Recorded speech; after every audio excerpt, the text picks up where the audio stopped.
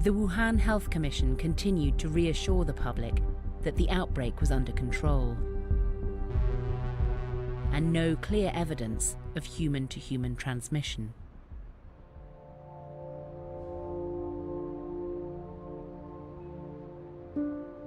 Doctors were now dealing with more and more people turning up sick in Wuhan's hospitals. Health workers have been forbidden from talking to the international media. But one has taken a risk to speak to us, so we are protecting the person's identity. This is the first time a health worker from Wuhan Central Hospital has talked to international journalists about what was happening in those early days of the outbreak. I began to suspect there was human-to-human transmission around the 5th or 7th January. There were so many people who had a fever. The respiratory department became full around the 9th or 10th January. I realized this thing had become big. It was out of control. Then we started to panic. But on state television, a representative of the government team investigating the outbreak maintained it was a viral pneumonia. 现在我们看到的情况，总体来讲还是可控。那么大部分的病人还是相对来讲比较轻，而且有部分病人已经出院了。当然不排除个别的病人会比较重，因为每年的肺炎实际上都会有非常严重的病人。Everyone knew it was human-to-human transmission. Even a fool would know. So why say there is no human transmission? This made us very confused, and very angry. The hospital told us that we were not allowed to speak to anyone. They wouldn't even let us wear masks. They said they were afraid of causing panic among the patients. I thought the leaders were stupid. Doctors and nurses began to get sick, a clear sign of human-to-human transmission. But when they tried to log cases and voice concerns with the local and provincial governments, nothing happened. One hospital leader even tried to warn the provincial leadership directly. He was, trying to alert the provincial government leaders, that there's like a SARS type of outbreak in Wuhan, that you got to do something. But this provincial leader gave him a ring at night, say, you use that serious, the situation? He said yes, but still, they choose not to pay attention to what he say. I think the main concern is that what if this is a false alarm, right? And if there's chaos, instability, people panic, then they would look bad in the eyes of the central leaders. That is not good for their personal careers.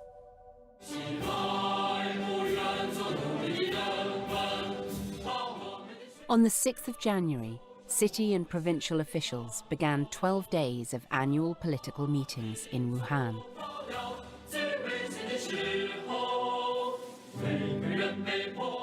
There are indications that Wuhan city officials did not want information about this outbreak to really spread because they really want things to go as smoothly as possible to make themselves look good.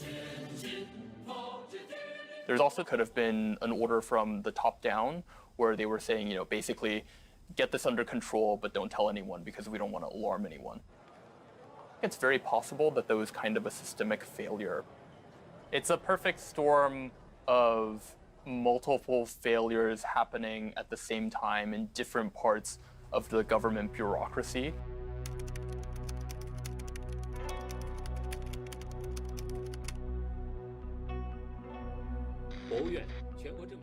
On the 7th of January, Xi Jinping issued his first instructions on the outbreak to senior officials, though the contents have never been made public.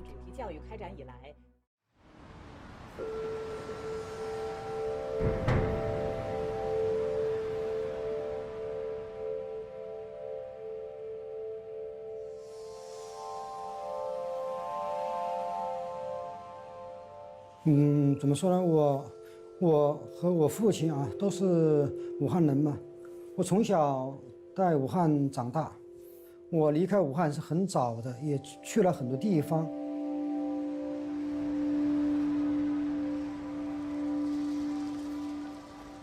Across China, most people were unaware of what was happening in Wuhan.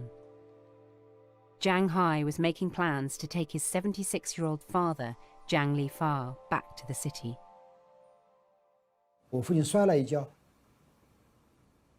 医生是说要去院做手术。我开车嘛，带我父亲回武汉，因为我父亲他是享受公费医疗的。Jiang Hai checked his father into the People's Liberation Army Hospital in central Wuhan to have his broken leg operated on. 就跟我父亲用的是全麻，全麻后我父亲是第3天才苏醒过来的。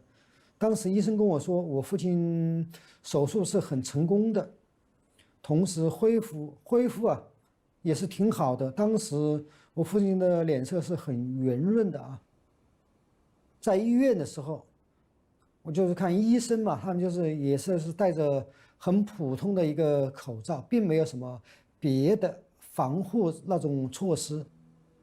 如果我知道武汉存在新冠疫情这个病情的话，我肯定是不会开车送我父亲回来。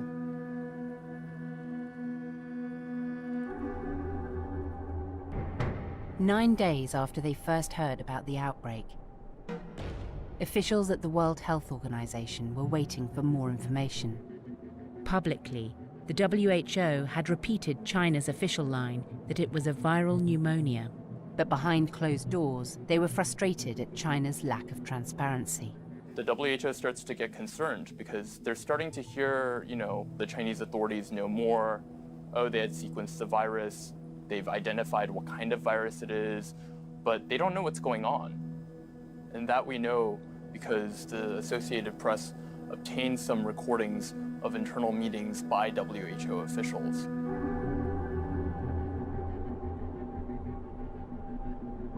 The AP shared some of the leaked recordings with the BBC. We're going on very minimal information. I know it's clearly not enough for you to do a proper planning for it. I think we need to shift gears and we've all been on solos, been here before. It's got to be great. This is exactly the same scenario in the lockdown in China. They did not, despite our good intent, if maybe eventually something happens, there will be a lot of finger pointing.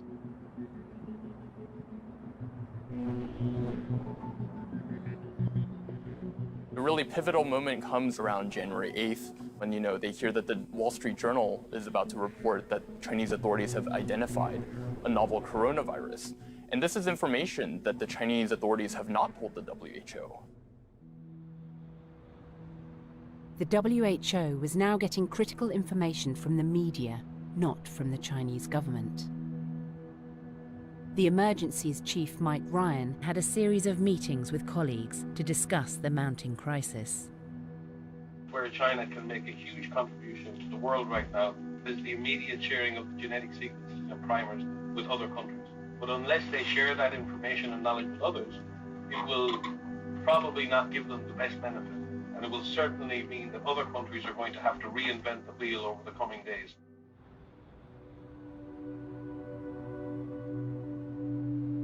There's been no evidence human transmission is not good enough.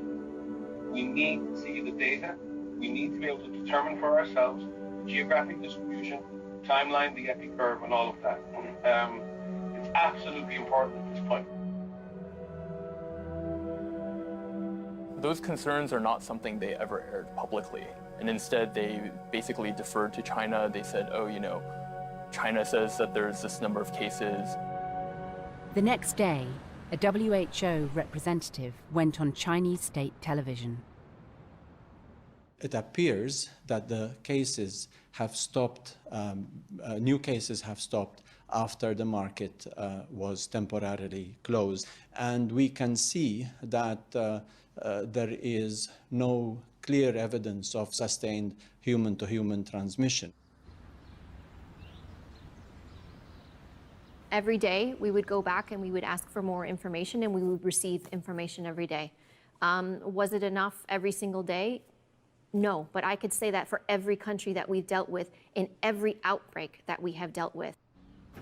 We have public discussion about the information that we have. We also have very direct conversations with countries privately, which are very strong in the sense of the information that we need. But we are at the United Nations Organization on Health, and we have a diplomacy that we use because this is really important that we work with all member states. We work with everyone, everywhere. WHO was caught in a really difficult bind.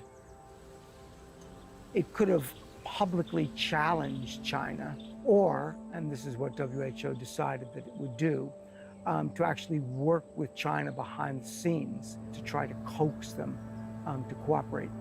You know, time and time again, there have been countries that have violated the international health regulations, and director generals in succession really never called out a country. Ultimately, the impression that the rest of the world got was just what the Chinese authorities wanted, which is that everything was under control, which of course it wasn't.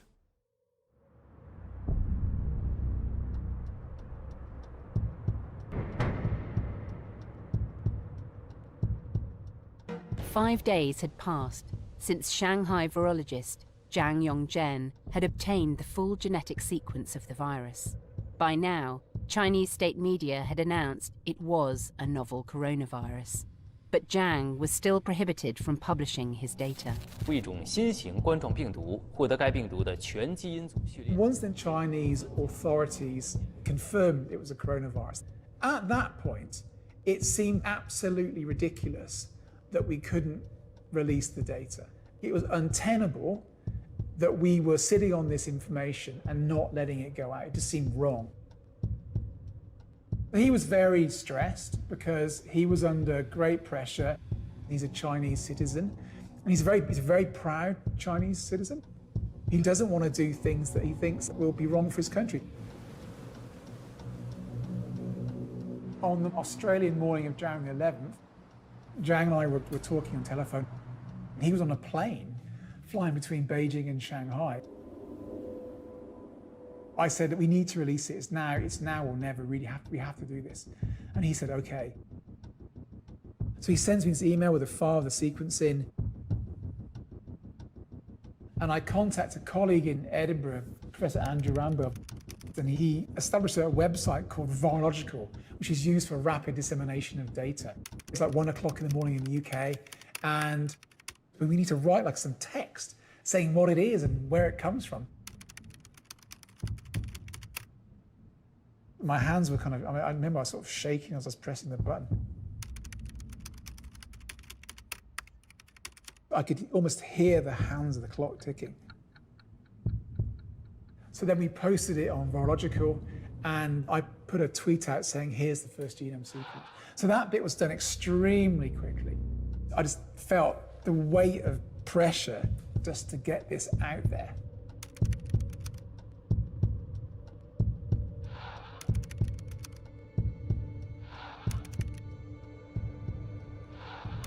The sequence release was a key moment because it told people, right, this is the pathogen, this is what it looks like, it's a real thing, here it is, and now we can start.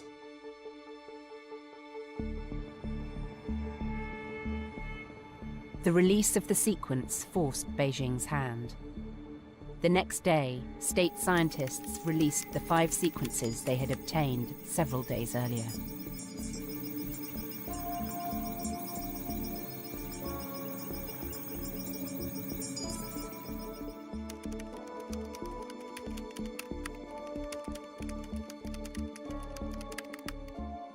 The international community was now able to act.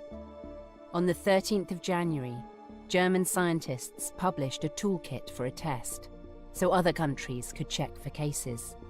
Thai health authorities, who had detected a possible case 5 days earlier, could now confirm it. Found outside of China. A Chinese tourist in Thailand is the first confirmed case of the new pneumonia virus outside China.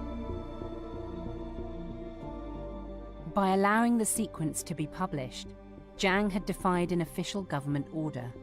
The next day, his lab was temporarily suspended for rectification.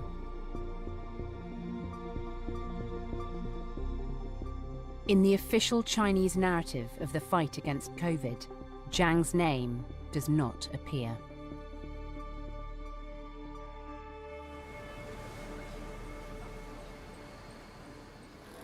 Six weeks into the outbreak, the government was still saying there was no clear evidence of human-to-human transmission. But Wuhan's hospitals were filling up. Every day, there were several hundred people with fever arriving at our emergency department, hundreds every day. I was definitely afraid. I realized that this illness was everywhere. Patients were starting to die. Around me, one by one, my colleagues were becoming infected. All of us were definitely scared. Although there were now thousands of sick patients across Wuhan, they weren't being logged as COVID cases. The official count remained at 41. Only local and provincial authorities were approved to confirm cases, and the criteria for including them in the outbreak tally were narrow. At the level of the hospital, we could not confirm a diagnosis. And I don't know what level could actually confirm the diagnosis. So to say there were 41 confirmed cases, I don't think is incorrect. But if you are talking about suspected cases, I guess that at that time there were already hundreds and hundreds.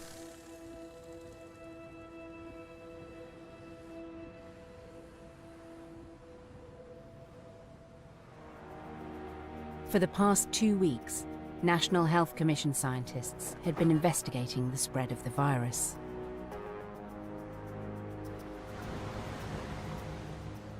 At the very beginning of January, the central government had dispatched a team of leading infectious disease experts from the Peking University School of Medicine, it's kind of like the Harvard Medical School of China, as well as from other leading universities. And so they arrived in Wuhan. They began to look at the clinical data that they had gathered up to January 2nd. The data covered all 41 official cases, all hospitalized by January the 2nd. It was an alarming picture. It turned out only 2/3 of cases were linked to the Huanan market. The first case had no link to any of the others. There were clusters of cases within families. They concluded the virus could have acquired the ability for efficient human-to-human transmission, and that there was potential for a pandemic.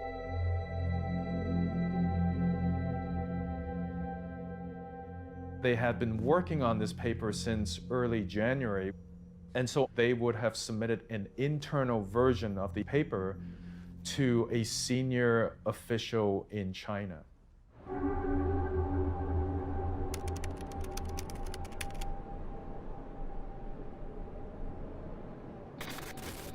Then the authors sent the draft to the Lancet Medical Journal in London.